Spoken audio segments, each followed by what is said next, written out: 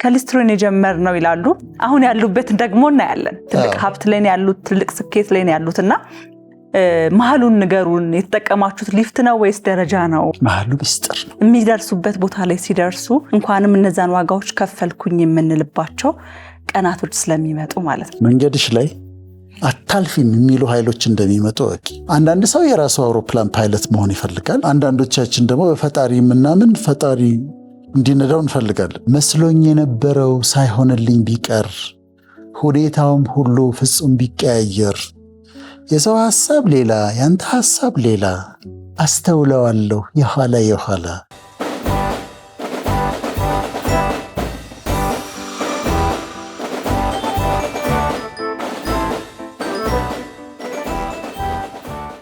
ሰላም ተመልካቾቻችን እንደምን አላችሁ? ሳምንታዊ የእውቀት አልማዞች ፕሮግራማችን እነሆ ተጀመረ።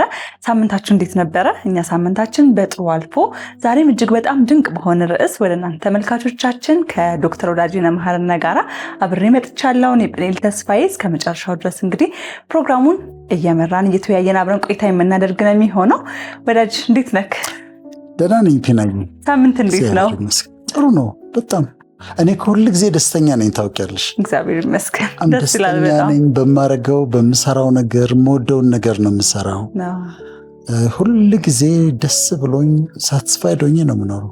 በጣም ህይወት ላይ ከምንም በላይ ደግሞ የምትወደውን ነገር መስራት እጅግ በጣም የሚያስደስት ነገር ነው። ያንተ ስራ ደግሞ ለአንተ ብቻ ሳይሆን ለብዙ ሚሊዮኖች የሚተርፍ ነገር ስለሆነ ያንን ማየት በራሱ በጣም ነው የሚያስደስተው።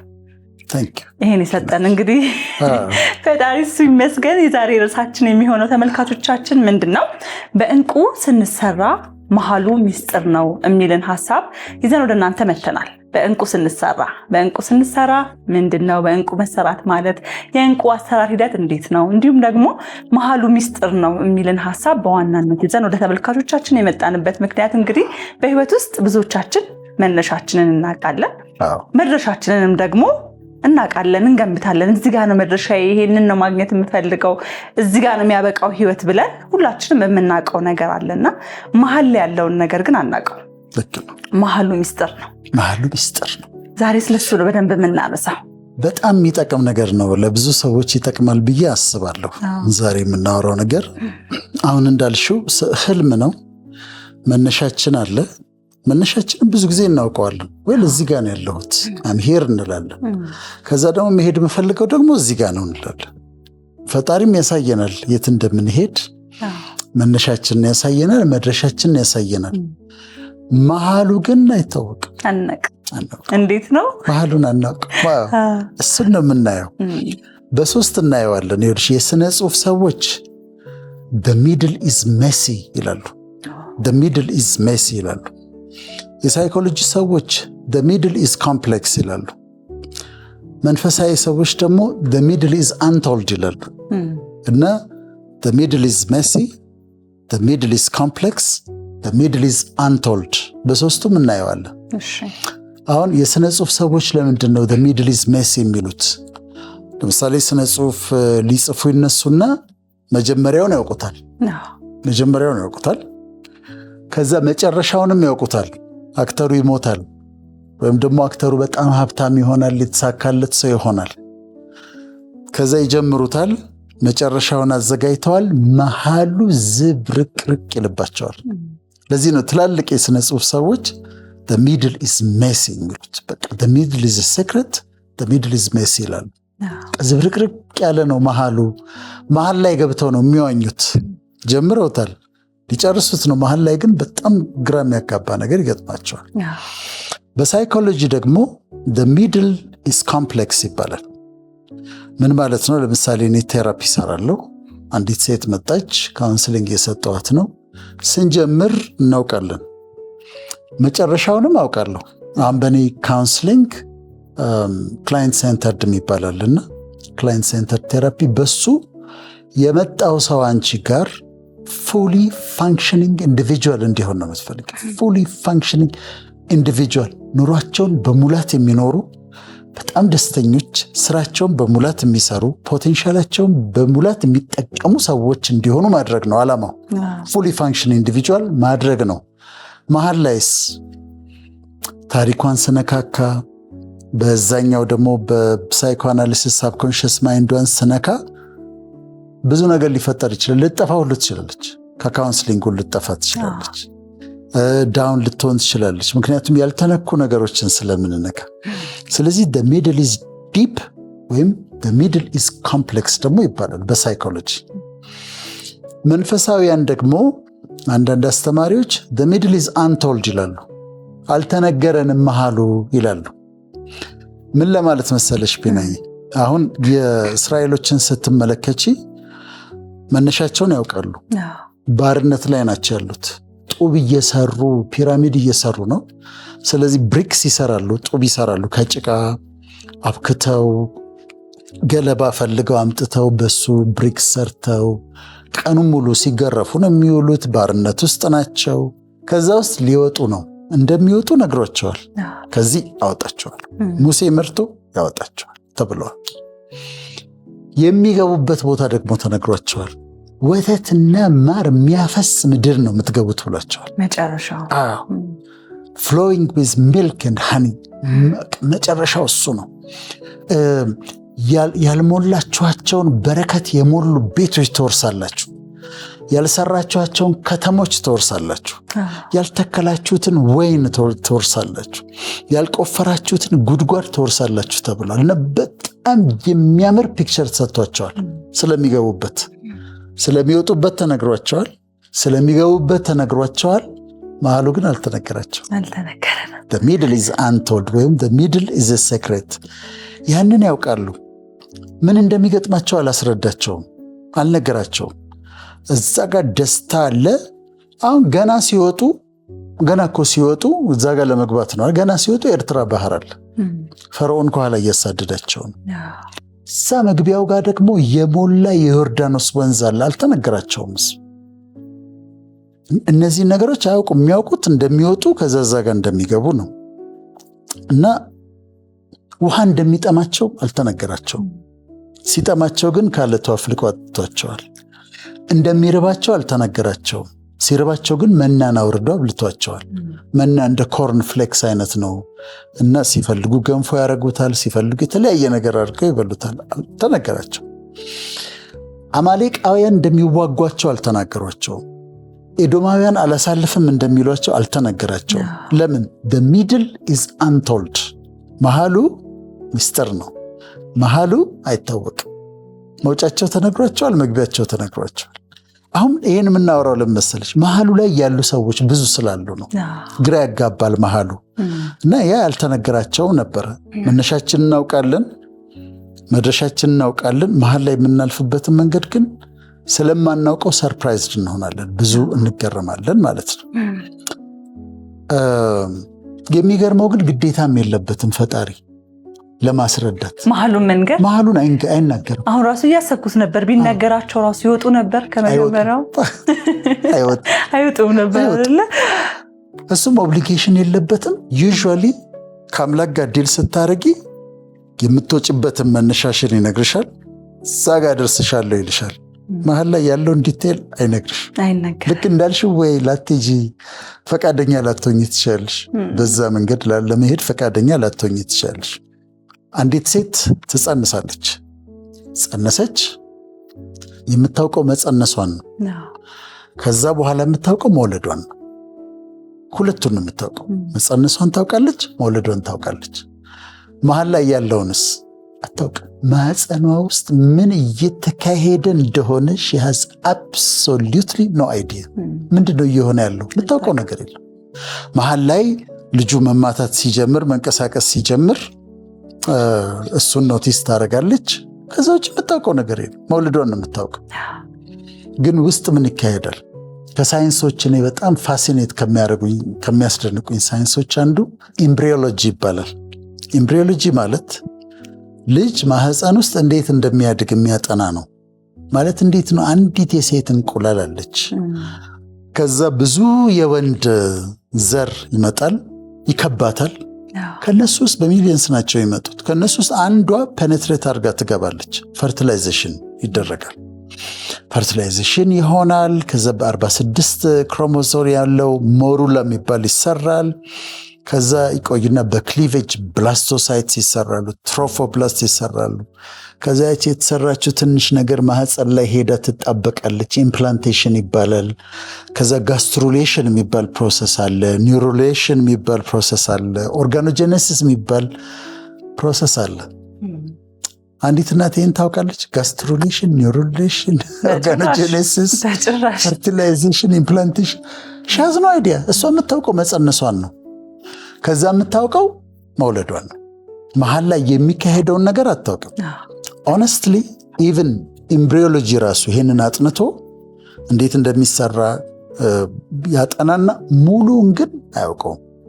ሙሉን ግን አሁን እንደዛ ኮምፕሌክስ የሆነ ሂውመን ቢንግ እንዴት እንደሚፈጠር ሙሉን ያውቃል፣ ግን ሙሉን ግን ላይረዳ ይችላል። ኤምብሪዮሎጂ አጥንቷል በደንብ እና መሀሉን አጥንት በእናት ሆድ ውስጥ እንዴት እንደሚጓደድ አታውቅም ብሏል ሰለሞን። እንዴት እንደሚሰራ አታውቅም። ስለዚህ እግዚአብሔርን ስራ አታውቅም። አሁን የጭንቀታችን ምክንያት መሰለሽ፣ የብዙ ሰዎች ጭንቀት ምክንያት መሀሉን አለማወቃቸው ነው።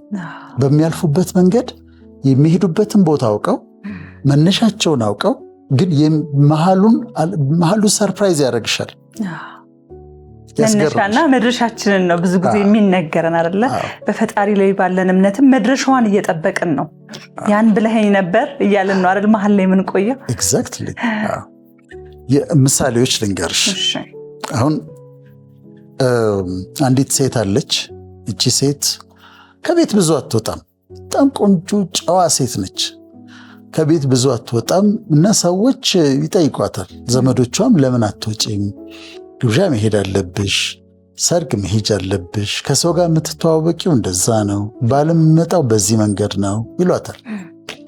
እሷ ደግሞ በጣም ኮንፊደንት ነች። እኔ በጣም ጥሩ ትዳር ነው የሚኖረኝ፣ እግዚአብሔርን የሚፈራ መልካም ሰው አገባለሁ ትላለች እና ያንን ታምናለች። እሷ እንዴት ነው የሚሆነው? ሰውም ሲመጣ ደግሞ ትመልሳለች የማይሆን ሰው። ከዛ እንዴት ነው የሚሆነው ይሏታል። እኔም ማውቀው እሞሸራለሁ፣ አገባለሁ ትላለች። አንድ ጊዜ ከዝኗ ያጎቷ ልጅ አሜሪካን ሀገር ያለች ሻንጣ ዕቃ ላከች። ከዛ የእሷ የእህቶቿ ዕቃ እንደዚህ ነበር። እሱን ስታወጣ በፌስታል ደግሞ በልዩ ፌስታል የሰው ዕቃ አለ፣ ለሰው የሚሰጥ ስም አለበት፣ ስልክ ቁጥር አለበት። ከዛ ይህንን አድርሽልኝ ትላታለች። አሁን ያንን ለማድረስ መውጣት አትፈልግም ልጅቷ፣ ግን እየተነጫነጨች ትሄዳለች እና የምትወስድለት ሰው ስልክ ደውላ ልታደርስ ቢሮ ስትገባ ሲያያት የሚጠብቃት ሚስቱ ነች። ለብዙ ዓመት ቢጠብቃት ሚስቱ በቃ እንዳለ ሲመኛት፣ ሲያስባት፣ ሲጸልይባት የነበረችው ልጅ ነች እሷ። ስለዚህ በእሱ ይተዋወቃሉ። አሁን እሷ አገባለሁ እዛ ጋር ደርሳለሁ ስትል መሀሉን አታውቀው እንዴት እንደሚሆን። ያጎቴ ልጅ ዕቃ ትልካለች፣ እዛ ውስጥ ፌስታል አለ፣ ፌስቱን ለማድረስ ይሄዳለው፣ የሚሄድበት ቦታ እሱ ባሌ ነው ብላ ልታስብ አትችልም። ሁላችንም ያንን ማሰብ አንችልም። ለማሰብ ስንሞክር ነው የምንቸገረው። እንዴት ነው የሚሆነው፣ እንዴት ነው የሚሳካው ብለን ለማሰብ ስንሞክር ጭንቀት ይመጣብናል። ሌላ አንድ ወጣት ጋራጅ ውስጥ ይሰራል። ጋራጅ ውስጥ እየሰራ ብሎ ነው የሚያቀብለው፣ ግን እየተለማመደ ነው። ያቀብላል፣ ምን ይለማመዳል። እና ምሳ ላይ ቁጭ ሲሉ እኔ እኮ ጋራዥ ይኖረኛል ይላቸው። አንተ ዝም ብለህ አንተ ይሉታል እነሱ። አርፈህ አትሰራም አንተ ሰው ይሉታል። በኋላ አንድ ቀን ምን ሆነ፣ ሰፈሩ ቤት ተቀምጦ እያለ ሰፈሩ አንድ መኪና ይበላሻል። በጣም ቆንጆ መኪና ነው እና ሜካኒክ ሲፈለግ እሱ አለ እዛ ሰፈር። ሰውየው ባለቤቱ ሜካኒክ ፈልጉልኝ ሲል እሱ መጥተው ይጠሩታል። እዛ ይሄዳል፣ ደስ ይለዋል። ሄዶ ደግሞ የሚያውቀው ነገር ነው፣ ፊክስ ያደርግለታል፣ ይሰራለታል። ባለመኪናው ሊከፍለው ሲል አያስፈልግም አለው። እዚህ መንገድ ላይ ችግር ደርሶብህ ነው ድረዳህ ነው የመጣሁት እና አያስፈልግም፣ እኔ ጋራዥ እኮ ይከፍሉኛል አለው። ሰውየው ሳቀና እሺ ስልክህን ስጠኝ አለው። ስልኩን ተቀበለው። ሌላ ቀን ደወለለት። በቃ ይሄ በጣም ትልቅ ባለሀብት ነው እና ለሜካኒኩ ደወለለት። ገርሞኛል፣ አልከፍልም ማለት በጣም አስገርመኸኛል አለው። ምንድነው ህልምህ ብሎ ጠየቅ። ጋራዥ ቢኖረኝ እንደዚህ፣ ስለዚህ በፐርሰንት ከኔ ጋር ሼር ታደርጋለህ ግን ትጀምራለህ አለው። ጋራዥ ከፈተ። አሁን መሀሉን ለማወቅ ቢሞክር ግን እንዴት ነው ጋራዥ የምከፍተው ብሎ አንዲት መኪና ትመጣና እኛ ሰፈር ተበላሽታ ትቆምና ከዛ በአጋጣሚ ባለሀብት ነው ሄጄ ፊክስ አረጋትና ከዛ አትከፍልም ብሎ ማሰብ ይችላል? በጭራሽ ማሰብ አይችልም። እንግዲያው የሚሆኑ ነገሮቻችን ይሆናሉ። መሀሉ ግን ምስጢር ነው። እንዴት እንደሚሆኑ አይታወቅም። እሱ የፈጣሪ ነው። ስለዚህ እኛ ትረስት አድርገን መሄድ ነው እንጂ ያለብን ለመረዳት ስንሞክር ነው ጭንቀት ውስጥ የምንገባው፣ ዲፕሬሽን ውስጥ የምንገባው። አንድ ተለቅ ያለ ደግሞ ምሳሌ ልንገርሽ። የኢንግላንድ ዩናይትድ ኪንግደም ጠቅላይ ሚኒስትር የነበሩ ፕራይም ሚኒስትር የነበሩ ዊንስተን ቸርችል የሚባሉ ሰው አሉ። ታውቂያቸዋለሽ? እና ዊንስተን ቸርችል የሁለት ጊዜ መርተዋል ኢንግላንድን እና ብሪቴንን ሁለት ጊዜ በፕራይም ሚኒስትርነት መርተዋል። ዊንስተን ቸርችል የ16 ዓመት ወጣት ሆኖ ወጣቱ ዊንስተን ቸርችል ለጓደኛው እኔ አለ፣ ይሄ ተጻፈ ነው፣ እኔ ሀገሬ ኢንግላንድ የሆነ ጊዜ ላይ የጦርነት ችግር ውስጥ ትገባለች። ዊንስተን ቸርችል ነው የሚለው የዛ ጦርነት ጊዜ የምመራው ሀገሬን ከገባችበት ጦርነት ውስጥ ለማውጣት የምመራው እኔ ነኝ። 16 ዓመቱ ነው። እኔ ነኝ የምመራው። ከዛ በኋላ የሀገሪቷ መሪ ሆናለሁ ብሎ አለ። በጣም ነው የሚገርመው። ከዛ ትምህርት ብዙ አልነበረም። ዊንስተን ቸርችል ሚሊተሪ ውስጥ ገባ። ያው ሚሊተሪ ውስጥ እንደ ማንኛውም ወታደር ኢንዲያ ተዋግተዋል፣ ኪዩባ ተዋግተዋል። ጆርናሊስትም ጋዜጠኛም ነበር። በኋላ ሳውዝ አፍሪካ ይማረካል። ሲዋጋ ሄዶ ኢንግላንድን ወክሎ ዊንስተን ቸርችል ይማረካል። ከተማረከበት ከባድ እስር ቤት አምልጦ ይወጣል። በዚህ አምልጦ ስለወጣ ዊንስተን ቸርችል የሚባል የ24 ዓመት ወታደር ከነዛ ሰዎች አምልጦ ሌሎችንም አስመለጠ ተብሎ በኢንግላንድ ውስጥ ታዋቂ ሰው ሆነ። ቆይቶ ሜምበር ኦፍ ፓርላመንት ሆነ። ከዛ ሁለተኛው የዓለም ጦርነት ሲነሳ፣ ናዚ ጀርመኒ ስትነሳ እና ሂትለር ሲበጠብጥ፣ አሁን እሱ አድጎ በመጀመሪያው ዓለም ጦርነት ላይ ፌል አድርጎ ነበር፣ ሪዛይን ሁሉ አድርጎ። እዚኛው ጋር ግን ሁለተኛው ዓለም ጦርነት ላይ ማን ይምራ ሲባል ዊንስተን ቸርችል ይምራ ተባለ። ዊንስተን ቸርችል መራ። ከነ ፍራንክሊን ሮዘቨልት አሜሪካን የሚመሩ ከነ ጆሴፍ ስታሊን ራሽያን የሚመሩ ሶስቱ ታላላቆች ተብሎ አሜሪካ፣ ራሽያ እና ኢንግላንድ ተባብረው ነበር። የዛ ጊዜ አገሪቷን መርቶ ያወጣው ሰው ዊንስተን ቸርችል ነው። ከዛ ዊንስተን ቸርችል ሁለት ጊዜ የአገሪቷ ፕራይም ሚኒስትር ሆኑ። ይሄን የተናገሩት መቼ ነው? ዊንስተን ቸርችል 16 ዓመት። አንተ ምንድን ነው የምታወራው? እንዴት ነው ኢንግላንድን ከጦርነት የምታወጣው? እንዴት አድርገህ ነው አንተ ጠቅላይ ሚኒስትር የምትሆነው ብትይ፣ እዛ ጋር the middle is a secret፣ መሃሉ ሚስጥር ነው። the middle is untold፣ አታውቂውም፣ እንዴት እንደሚሆን አታውቂውም። እና እንደዛ ማለት ነው። ይሄ ነው መሃሉን አታውቂው። ሌላ አንድ ልጨምርልሽና ወደ ሌላ። ጄኒፈር ሎረንስ የምትባል አክትረስ አለች። ጄኒፈር ሎረንስ ፕሮዲውሰርም ነች፣ በጣም ታዋቂ አክትረስ ነች። ከ25 በላይ ፊልሞች ሰርታለች። ሆሊውድ ውስጥ በጣም ትታወቃለች። እና ሕፃን ሆና እኔ ትላለች፣ እኔ 3 ነገሮች ሆናሉት። አንድ በጣም ፌመስ ሆናለሁ፣ ሁለተኛ በጣም ስኬታማ ሆናለሁ፣ ሶስተኛ በጣም ሀብታም ሆናለሁ ትላለች። እና ለወላጆቿ እንዲህ ስትላቸው ያው የሕፃን ልጅ ዊሽ አለ አይደል? የሕፃን ልጅ ዊሽ ነው ይላሉ። አንድ ጊዜ ትንሽ ሆና አይ ቲንክ 8 ነው 10 ነው ወደ 8 ዓመት ነው 10 ዓመት ሆና ኒውዮርክ ሄዱ ለቬኬሽን።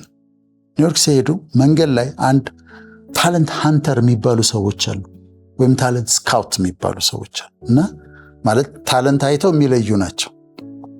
ይሄ አንድ ሰው ታለንት አይተው የሚለይ ነው፣ ታለንት ሃንተር ነው። ልክ እሷን አያትና ጄኒፈር ሎረንስን አያትና አንቺ ለሙቪ ትሆኛለሽ አላት፣ አክትረስ ትሆኛለሽ አላት። ወዲያው አገናኛት። ገና ትንሽ ሆና ትናንሽ ሮሎች ተሰጧት ቴሌቪዥን ላይ። ከዛ በኋላ አንድ ትልቅ ፊልም ሰራች፣ ዊንተርስ ቦን የሚባል ቲኔጀር ሆና አክት አደረገች። ስካይ ሮኬት አደረገች። አሁን እቺ ልጅ ያየችው ነገር ልክ ነበር። በምን መንገድ ነው ግን የሚሆነው ነገሩ አታውቅም። ኒውዮርክ ሄጄ ታለንት ሃንተር አግኝቼ ከዛ እሱ እንደዚህ አስተዋውቆኝ አታውቅም ነበር። መሃሉ ሚስጥር ነው። መሃሉን ለማወቅ አንሞክር፣ በመሃሉ ላይ አንቸገም። the middle is untold ለማለት ነው። ስለዚህ ዛሬ ዋናው መልእክታችን መሃሉ ላይ ላሉ ነው። መጀመሪያው ላይ ያሉ አሉ፣ መድረሻው ላይ ያሉ አሉ፣ መሃሉ ላይ ሆነው ግን ግራ ይገባቸዋል። ምንድን ነው ወይ እግዚአብሔር የተናገረኝ እዛ ጋ እንደምደርስ ነው፣ የኔም ህልሜ እዛ ጋ እንደምደርስ ነው ወይ ደግሞ የማያምኑት ግን ምንድን ነው ብለው የሚጠይቁዋሉ። እና ለነሱ ነው ይሄንን የምንሰራው። መሃሉ ግራ ያጋባል፣ መሃሉ ሜሲ ነው፣ መሃሉ ሚስጥር ነው፣ መሃሉ አንቶልድ ነው፣ መሃሉ ኮምፕሌክስ ነው ለማለት ነው። እዚህ ጋር አንድ በጣም ወሳኝ መመስከርም ስለምፈልግ ነው ይህን ታሪክ ማወራልሽ ነው ባሪ።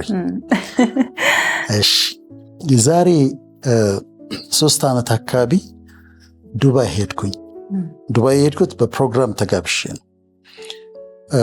አንድም የኢትዮጵያኖች ቀን ነበር፣ ስቴዲየም ላይ የሚያዘጋጁት የኢትዮጵያኖች ቀን የሚባላል፣ እዛ ላይ ንግግር አድርግ ነበር። ሁለተኛ ደግሞ ፕሮግራም የጥበብ ፕሮግራም ተዘጋጅቷል። ያዘጋጀው ደራሲ ጌታቸው አለሙ ነው። የደራሲዎች ማህበር አካባቢ አታጭውም፣ በጣም የተከበረ ሰው፣ በጣም ጨዋ ሰው ጌታቸው አለሙ። የሄድነው ኮሜዲያን ዜዶ ነበር፣ ገጣሚ ህሊና ነበረች፣ ከዛ ደግሞ ተዋናይ ሄኖክ ወንድሙ ነበር። ሄኖክ ወንድሙን ታውቂዋለሽ አይደል? እና ሄድን። በዛ ሰዓት በጣም ጥሩ ጊዜ ነበር። እንዲሁ ፌሎሺፑ ራሱ በጣም ደስ የሚል ነው። ሄኖክ በተለይ ደግሞ ሶ ናይስ፣ ዜዶ ያስቀናል ምናምን፣ እንደዛ ጥሩ ጊዜ ነው ያሳለፍነው። እና ሄኖክ ሰሞኑን ኢሹ ስለነበረ ይሄንን ፐብሊክ ፋንዲንግ የጀመረበት ጊዜ ነበር።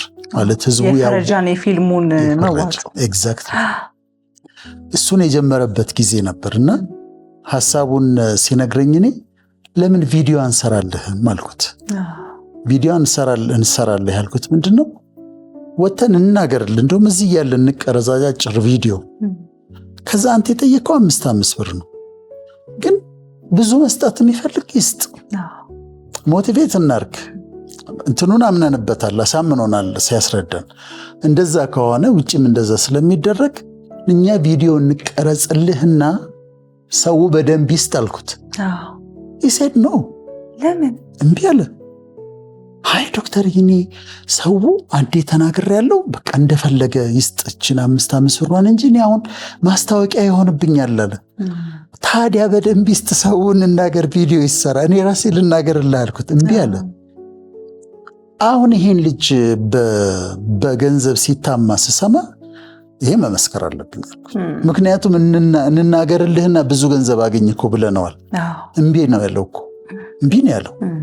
እና አሁን ሚስ አንደርስታንዲንግ አልወድም እኔና ሚስ አንደርስታንድ እንደተደረገ ሰሞኑን ሲያወራ ስሰማው በጣም አዘንኩኝ። ግን እሱ እንደዛ ነው አልፈልግም ነው ያለው። ብዙ ገንዘብ እናስመጣለን ስንለው አልፈልግም። ገና ከጅምሩ ያንን ማድረግ ይችል ነበር። ከእናንተ ጋር ቪዲዮ ቀርጾ በደንብ ማህበረሰቡን አነቃንቆ በርካታ ገንዘቦች ተሰብስቦ መስራት ይችል ነበር። እና በጣም ብዙ ገንዘብ ለጥበብ የከፈለው ዋጋ ራሱ ሁሉም ሰው ፊት ለፊት ላይ ሊያየው የሚችለው ነገር ነው። አሁን ላይ ራሱ ፋይናንሻሊ አንዳንዶቹ እንዳሙት ስሰማ እንዲህ ይሄ ልጅ እኮ እኔ ብዙ ገንዘብና በአጭር ጊዜ ብዙ ገንዘብ የሚሰጥበትን ነገር እናርግ፣ እኔ ራሴ ቪዲዮ ልስራልህ አምኜበታለሁ፣ እዚህ ያለነውም ቪዲዮ እንስራልህ ብለነው እምቢ ያለ ልጅ ነው።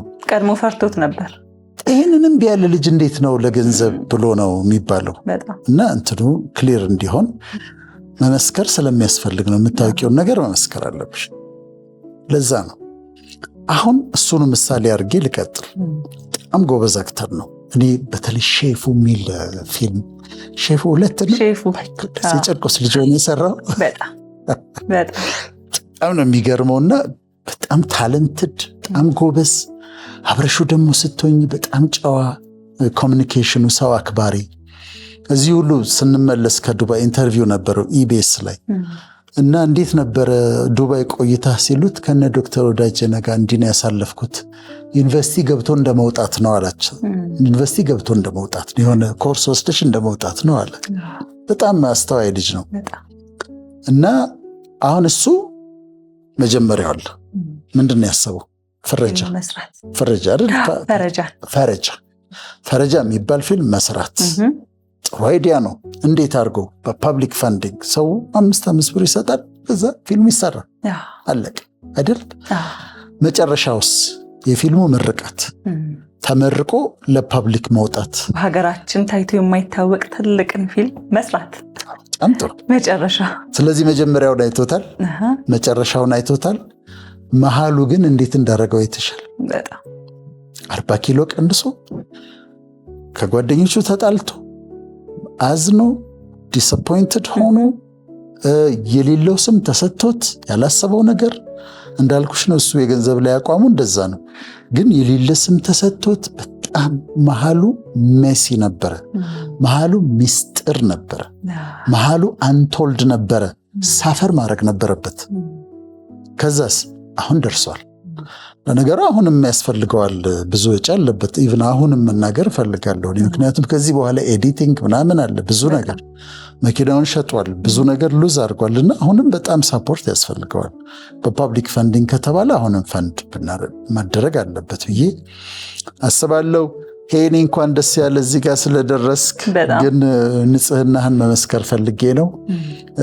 ያየሁትን ነው፣ የሌለ ነገር አይደለም። ስለዚህ ህልማችንን ስንጀምር እናየዋለን፣ መጨረሻው እናየዋለን። መሃሉ ግን እንዲህ አይነት አሁን ሄኖክ እንደተሰቃየው ስቃይ፣ በጣም እንደተሰቃየው ስቃይ ይኖራል። መሃሉ ላይ ግራ ያጋባል ማለት ነው። እንግዲህ እንዳልከው ነው። መሃል ላይ ያለ ሰው በብዙ ውጣ ውረድ ውስጥ ያሳልፋል። ሄኖክንም ተመልክተናል። እና እንደውም ምን የሚባል አባባል አለ መሰለው ዳጂ፣ ብዙ ጊዜ የተለያዩ ባለ ሀብቶች፣ ትልቅ ስኬት ላይ የደረሱ ሰዎች አብዛኛው የጀመርኩት ከሊስትሮ ነው የሚልን ሀሳብ ሲያነሱ እንሰማለን። እና እንደውም አሁን ላይ ሶሻል ሚዲያ ላይ አንዳንድ ሰዎች መቀለጃም ሲያደርጉት እሰማለሁኝ። ከሊስትሮን የጀመር ነው ይላሉ። አሁን ያሉበት ደግሞ እናያለን። ትልቅ ሀብት ላይ ያሉት፣ ትልቅ ስኬት ላይ ያሉት። እና መሃሉን ንገሩን፣ የተጠቀማችሁት ሊፍት ነው ወይስ ደረጃ ነው ይላሉና ብዙ ሰዎች መሃሏ ላይ ያለችውን ሊፍት ነው ማወቅ የምንፈልገው። ምክንያቱም መነሻችሁን አይተናል፣ መድረሻችሁን አይተናል። መሃል ላይ ግን እንዴት ነው በፍጥነት የመጣው ወይስ ደግሞ በደረጃ እንዴት ነው ያለፋችሁት ማወቅ የምንፈልገው መሃሉን ነው ይላሉና ዛሬ ደግሞ እኛ መሃሉ ሚስጥር ነው ብለን ሚስጥር ነው መተናል። እና ብዙ መሃል ላይ ያሉ ሰዎች አሉ። በእንደዚህ አይነት ጥያቄዎች ውስጥ ያሉ ሰዎች ከጥቂት ተነሳን፣ ይሄ ቦታ ላይ ደረስን፣ ከዚህ ተነሳን፣ ይሄ ዓላማ ነበረን፣ ይሄንን አሳካን ሲሉ እንዴት ነበር ያለፋችሁ? ታዲያ ለምንድን ነው ለኔ የማይሆነው? ታዲያ የኔስ ነገር ለምን ቆመ? አውቀዋለሁ፣ መዳረሻውን እየጠበቅኩት ነው፣ ግን ደግሞ እዚህ ጋር እየከፈልኩት ያለውት ዋጋ አለ፣ እዚህ ጋር ምንም እያየሁኝ አይደለም፣ ባዶ ነው። ስለዚህ መሃሉ ላይ ነኝና ንገሩኝ ምንድን ነው የሚሉ ሰዎች ስላሉ በዚህ ሁኔታ ውስጥ ያሉ ሰዎች ምን ያደርጉ ዶክተር? መሃል ላይ ያሉ ሰዎች ካሜራማን በኃይሉን 2 ቀን አንተ ትልቅ ቦታ ትደርሳለህ አልኩት። ሰምተሻል አይደል? በደንብ እኔ ዝም ብዬ ተሰምቶኝ ነው ያልኩት። እውነት ትልቅ ቦታ ደርሶ አይቼው ነው። ቁጭ ብሎ ግን አሁን ቤት በኩል ነው ትልቅ ቦታ የምደርሰው ብሎ ቢያስብስ? እሱም ስቋል እኮ ስለው አንተ ትልቅ ቦታ ትደርሳለህ ነው ስለው ስቋል። ለምን? መሃሉን አያውቀውም። ታይቶት ሊሆን ይችላል የሆነ የሚሄድበት ቦታ እንዳለ፣ ግን ቤት አድርጌ ነው እኔ በምን በኩል ነው እንደዛ ቦታ የምደርሰው ብሎ ይጠይቃል። እና መሃሉ ቢጨንቃቸው አይገርምም። ይሄ ፕሮግራሙንም የሰራ ነው እኛ አሁን መሃል ላይ ላሉት ነው በዋናነት። ስለዚህ መሃል ላይ ያሉት ምን ያድርጉ? አንደኛ አማራጭ እንደሌለ ይወቁ። አማራጭ እንደሌሉ ይወቁ ማለት ምንድን ነው? መሃል ላይ ከደረስሽ በኋላ ወደኋላ መመለሳት የለም። አሁን እስራኤላውያን ምን አሉ? እዛ እንደ ግብፅ እያለን ስንበላ የነበሩ ነጭ ሽንኩርት፣ ቀይ ሽንኩርት፣ በጢሁ ዱባው እኛ እንመለሳለን፣ አለቃ ሾመን ወደኋላ እንመለሳለን አሉ። የፈጣሪ ቁጣ ነደደ ነው የሚለው። በጣም ነው የተቆጣቸው፣ በጣም። ከዛ ወደኋላ መመለስ አይቻልም፣ ወደፊት ነው መሄድ የምትችይው። ስለዚህ መሃል ላይ ግራ ሲገባ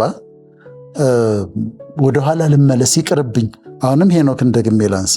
ሄኖክ መሃል ላይ የተወሰነ ገንዘብ ከተሰበሰበ በኋላ እኔ ምን አሰቃየኝ ቢልስ ኖሮ እንዲህ ተሰራ አልተሰራ እኔ በቃ ካስት እየተደረኩ ሰራለሁ ብሎ ሊመለስ ቢሞክር በጣም ከባድ ችግር ውስጥ ይገባ ነበር። ምክንያቱም ይችን 5 ብር የሰጡ ሰዎች ይጠይቁታል። ጀምሮ ተወ ይባላል። ለሚቀጥለው ጊዜ ተአማኒነቱን ክሬዲቢሊቲውን ያጣል። ስለዚህ ምን ማድረግ ነበረበት? ወደፊት መሄድ ነበረበት እና ወደኋላ መመለስ አትችይም። ወደፊት ነው። ወደፊት ከመሄድ ውጪ ኩዊት ማድረግ ወደኋላ መመለስ የለም። ትምህርቱን ጀምረዋል፣ ማቆም የለም፣ ጨርሰው። ስራውን ጀምረዋል፣ ማቆም የለም፣ ጨርሰው።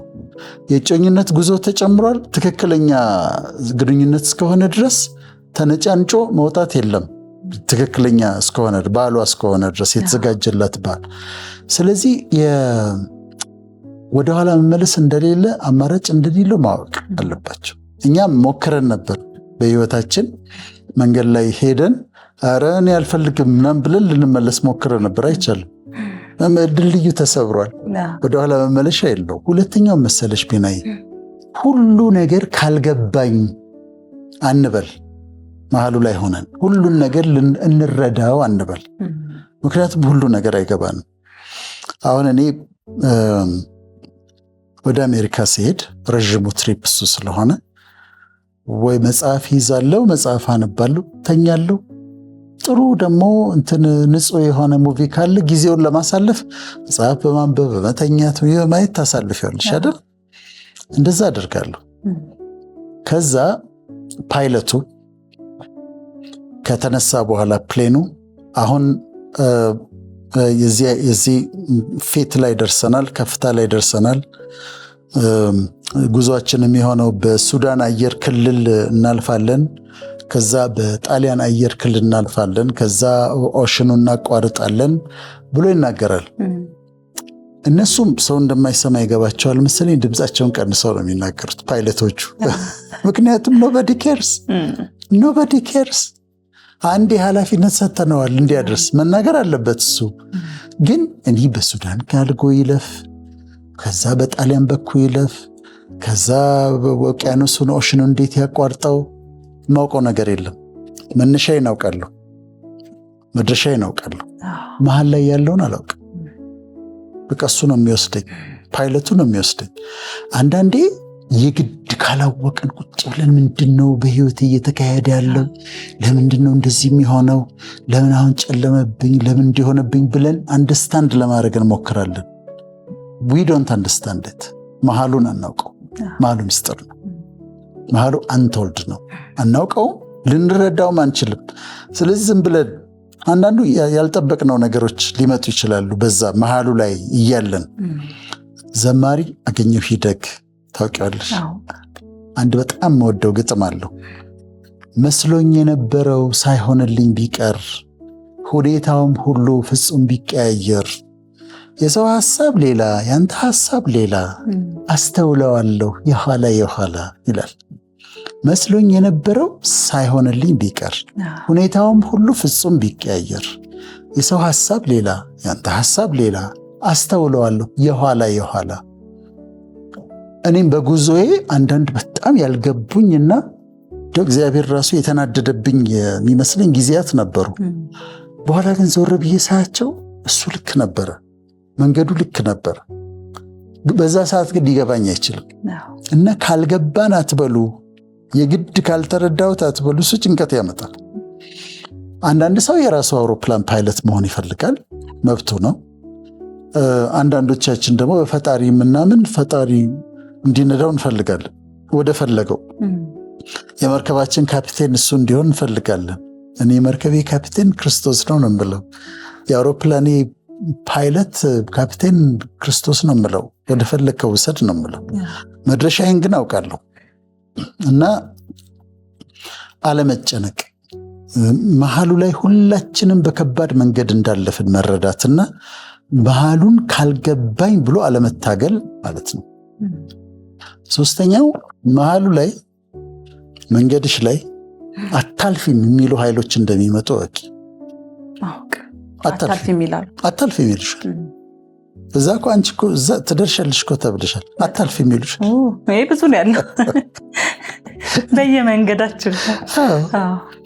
አንድ በጣም የሚገርመኝ ታሪክ ሙሴ እየመራቸው እስራኤሎችን ሲሄድ በኤዶማውያን መንገድ ማለፍ ነበረበት። ኤዶም እኮ ማለት ኤሳው ነው፣ ያዕቆብ ወንድም ነው። ስለዚህ እስራኤላውያን የያዕቆብ ልጆች ናቸው። ኤዶም ደግሞ ወንድሙ ነው እና ወንድማማች ህዝቦች ናቸው። እና በኤዶማውያን መንገድ ማለፍ ነበረባቸው ሙሴና ህዝቡ።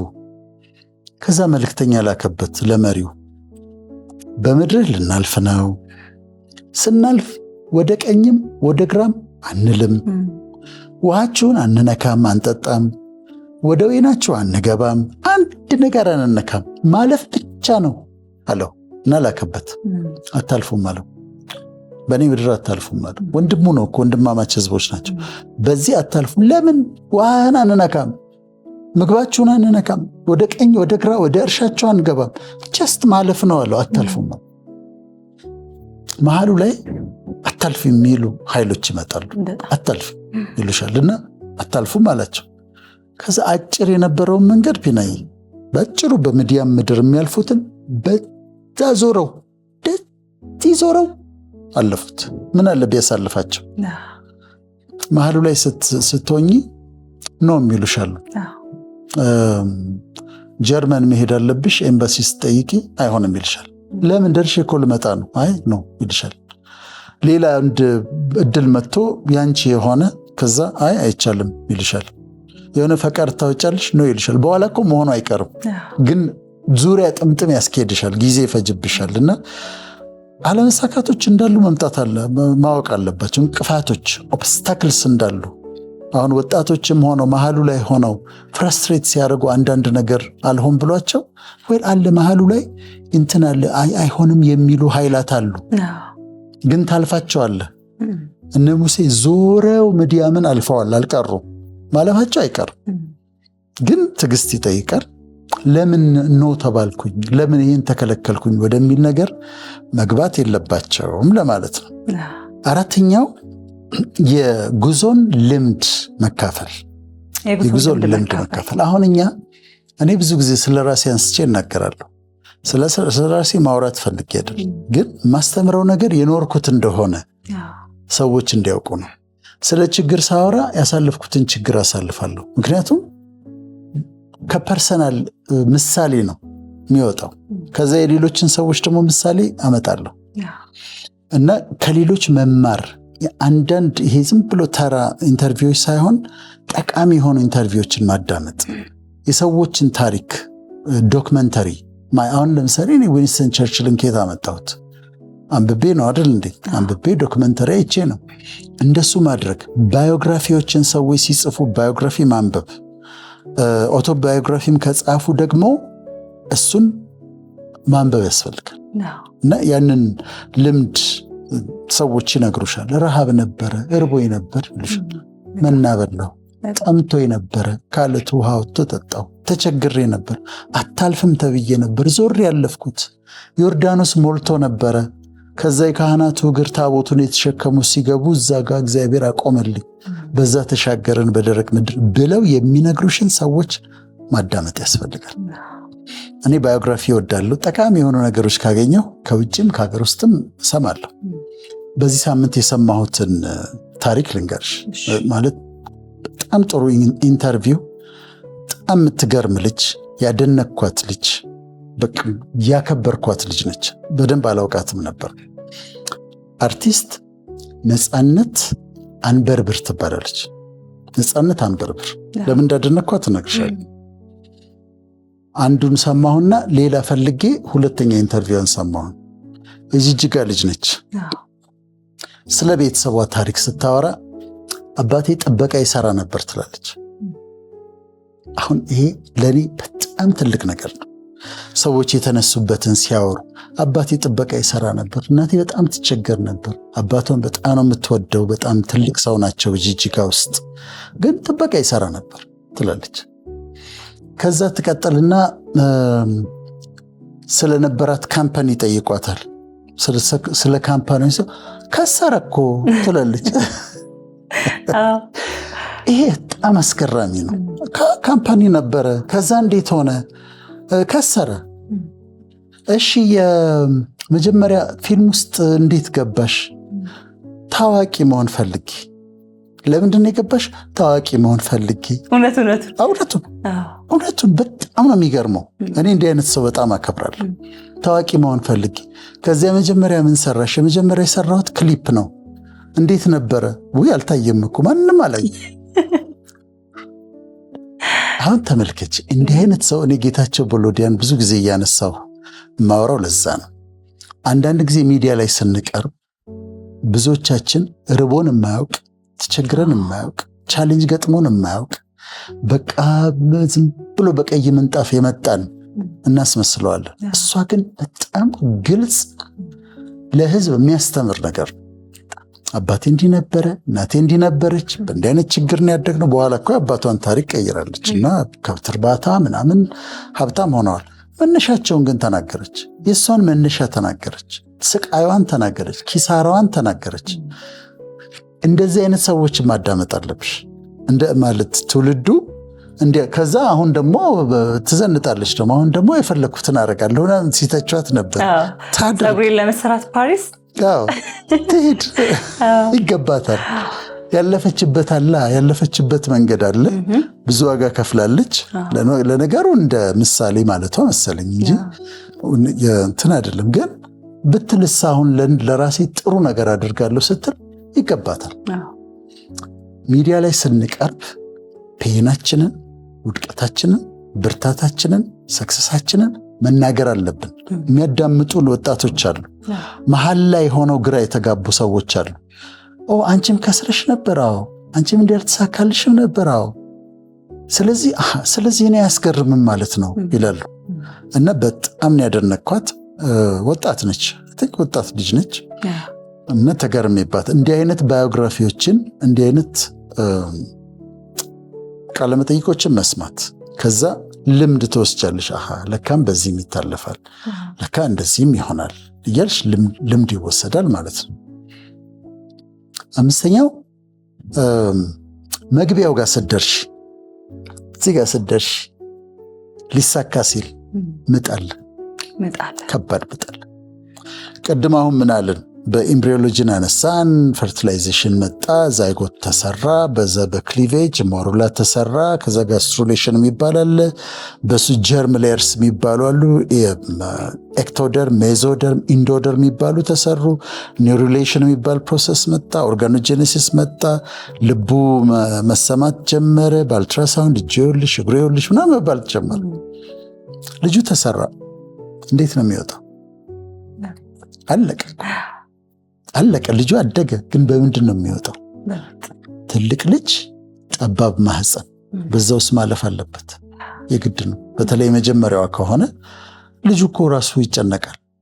እነዚህ እኮ የጭንቅላቱ አጥንቶች ኦቨርላፕ ያደርጋሉ እና ትንሽ ሆኖ ነው የሚወጣው።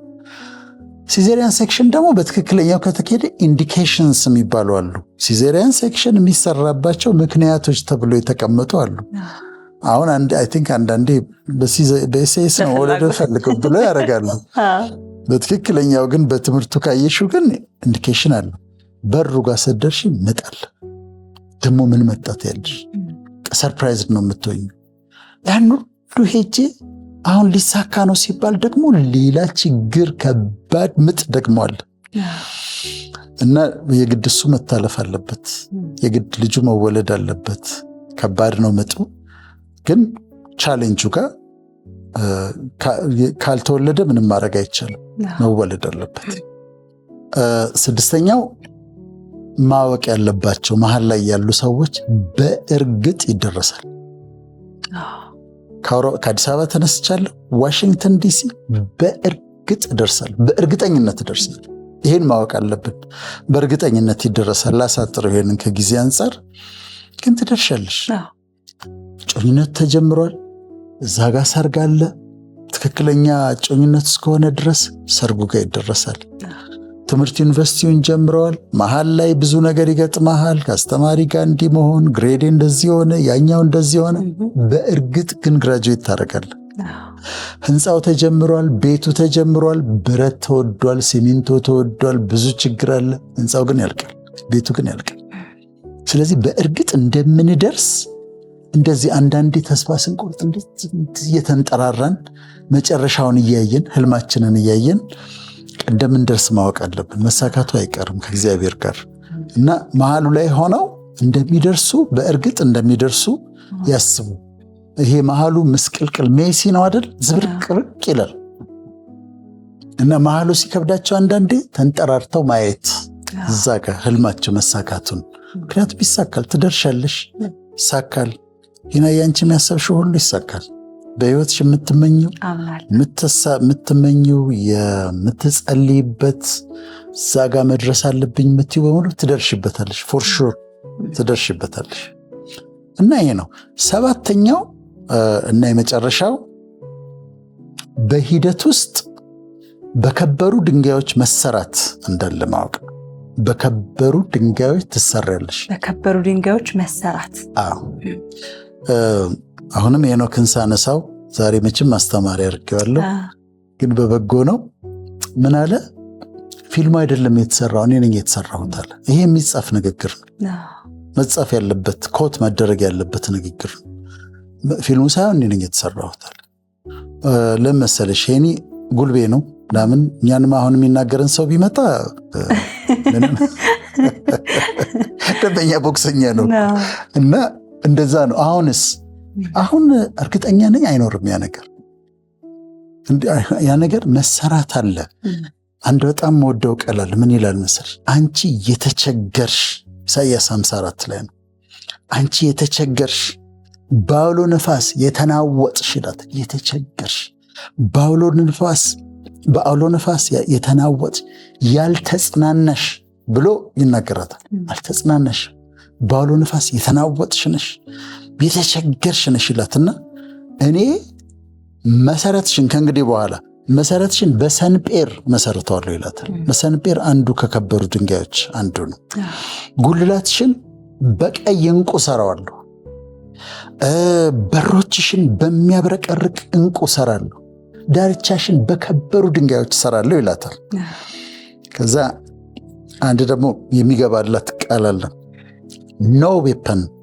No weapon that's fashioned against you shall prosper ይላል። No weapon that's fashioned against you shall prosper። በአንቺ ላይ የተሰራ መሳሪያ አይከናወንም። መቼ? ከደረሽ በኋላ አይቻልም። ይሰበሰባሉ፣ በትናቸዋለሁ ይላል እና በከበሩ ድንጋዮች ትሰሪያለሽ። ስለ የካህኑ ብሬስት ፕሌት ላይም አለ፣ ካህኑ ልብ አለ። ግን ደግሞ አዲሲቷ ኢየሩሳሌም የምትሰራበት የከበሩ ድንጋዮች አሉ። አንቺም የምትሰሪው በእነዚህ የከበሩ ድንጋዮች ነው። ጃስፐር አለ፣ ያስፔድ ማለት ነው ጃስፐር። ሳፋየር አለ፣ ሰንፔር ማለት ነው በአማርኛ። ካልሲዶኒ አለ፣ ኬልቄዶን ማለት ነው ኬልቄዶን። ኤመራልድ አለ፣ ኤመራልድን ይታወቃል በደንብ፣ መረግድ ማለት ነው። ሳርዶኒክስ አለ፣ በአማርኛ ሳርዶንክስ ይባላል። ሳርዲስ አለ፣ ሳርዲስ ሰርዲዮን ማለት ነው በአማርኛ። ክሪስቶላይት አለ፣ ክሪስቶሎቤ ይባላል እሱ ደግሞ ክሪስቶላይት። እኔ በጣም ነው የምወዳቸው እነዚህ። ቤሪል አለ፣ በአማርኛ ብርሌ ነው። ቶፓዝ አለ፣ በአማርኛ ይገርማል፣ ወራ ውሬ ነው፣ ወራ ውሬ። ክሪሶፕሬስ አለ እና ክሪስፕራሰስ ይባላል በአማርኛ። ከጃ ጃሴንት አለ፣ በአማርኛ ደግሞ ያክንት ይባላል። አሜቲስት አለ፣ አሜቴስጢኖስ አለ። እነዚህ 12ቱ አዲሲቷ ኢየሩሳሌም የተሰሩባት የከበሩ ድንጋዮች ናቸው። ከዛ መሬቷ ወርቅ ነው ይልሻል። ሌላው ነገር በሙሉ ከወርቅ ነው። በከባድ መንገድ ውስጥ ስናልፍ መሃሉ ሲከብደን ጠብቀን ችለን በጸጋው ታግሰን ስንሄድ መጨረሻው ላይ ስንደርስ፣ ህልማችን ጋር ስንደርስ ኦልሬዲ በኤመራልድ፣ በሳፋየር፣ በቤሪል፣ በቶፓዚዮን፣ በመረገድ ተሰርተሻል። ከበረ ስብዕና ተሰጥቶሻል። ባለፈው አንቺ እንዳልሽው የስብዕና ልዕልና እንዳልሽው በቃ ውስጥሽ ትህትና አለ፣ ፍቅር፣ ሰላም፣ ደስታ፣ በጎነት፣ ቸርነት፣ የዋሃት፣ ራስን መግዛት፣ ድፍረት፣ ከሬጅ፣ አመስጋኝነት፣ ታማኝነት፣ ጥበበኛነት፣ አስተዋይነት እነዚህ ሁሉ የከበሩ ድንጋዮች ናት። ትጋት፣ ርኅራሄ ከዛ ባለፈው ሳምንት ያነሳ ማግኖኒመስ መሃሉን አልፈው ሲጨርሱ እዛ ጋር ሲደርሱ ብዙዎቹ ከከፈሉት ዋጋ አንጻር በከበሩ ድንጋዮች ተሰርተው ህልማቸው ጋር ይደርሳሉ። ይሄ ደግሞ አስደናቂ ይህ የህይወት ጉዞ ነው። እንዲህ ነው የሚታለፈው፣ እንዲህ ነው የሚኖረው ለማለት ነው። በጣም ደስ የሚል በጣም ቆንጆ ትምህርት ነው ዶክተር፣ እናመሰግናለን። ብዙ ጊዜ በህይወት ውስጥ ያለፍናቸውን ነገሮች ካለፍን በኋላ ምንፈልገውን መጨረሻ የምንለውን ነገር ካገኘን በኋላ ደግሞ ተመልሰን እነዛ ነገሮች ባያልፉ ጥሩ ነው እንዴ ብንባል ብዙዎቻችን እንኳን አለፉ ነው የምንለው። እንኳን አለፉ። እኔ በህይወቴ እንደዛ ነው የምለው። አሁን ተመልሰሽ በህይወትሽ ያሳለፍሻቸው መከራዎች፣ ችግሮች፣ ማጣቶች፣ ማዘኖች እነዛ ሌሊቶች ቢቀሩ ጥሩ ነበር እንዴ ከብባልና ብጠየቅ እንኳን ኖሩ፣ እንኳን አለፉ፣ እንኳንም አልቀሩ ይሁኑ ነው የምለው። ምክንያቱም እነዛ ማለፋቸው በህይወታችን ውስጥ በጣም ሰርቶን ነው የምናልፈው እኛ ነው።